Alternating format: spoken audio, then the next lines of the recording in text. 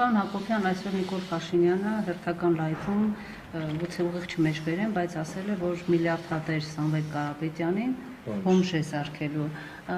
Արդեն տարվա վերջ, հարկային մարմիններին արդեն որևէ հրահանգ եղել է նոր հարկային տերոր սկսելու Սամվել Կարապետյանի այստեղ Հայաստանում բիզնեսի։ Նման հանձնարարական ես չունեմ, ընդ որում էլի ասեմ, առավոտից, քանի որ զբաղված եմ եղել, չեմ լսել նման արտահայտության մասին։ Ինչպես կարող է բոմժ սարքել, օրինակ։ Ես թույլ տվեք, դա ես չմեկնաբանեմ։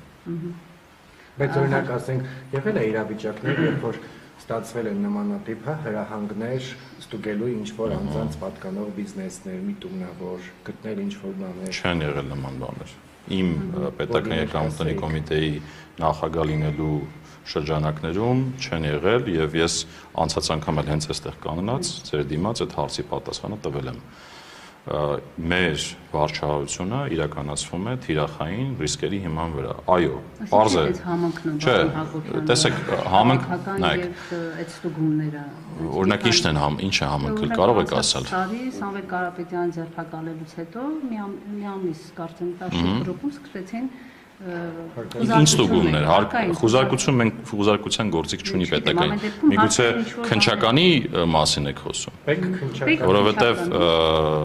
պետական եկամուտների կոմիտեին խուզարկության ֆունկցիա չունի։ Հիմա տեսեք, պարզ է, չէ, որ ըստ էության անմիջական ղեկավարը պետական եկամուտների կոմիտեի վարչապետն է։ Ու բնական է, որ օրինակ ժամանակ առ ժամանակ կարող են հարցեր ծագել, թե օրինակ այս կամ այն բիզնեսը ինչ ռիսկեր ունի, ինչ ստվերային խնդիրներ ունի, ինչ սխեմաներ ունի, ինչ հարցեր կան։ Եվ նման խոսակցություններ իհարկե վարչապետի հետ տեղի ունենում եւ դա շատ բնականon է։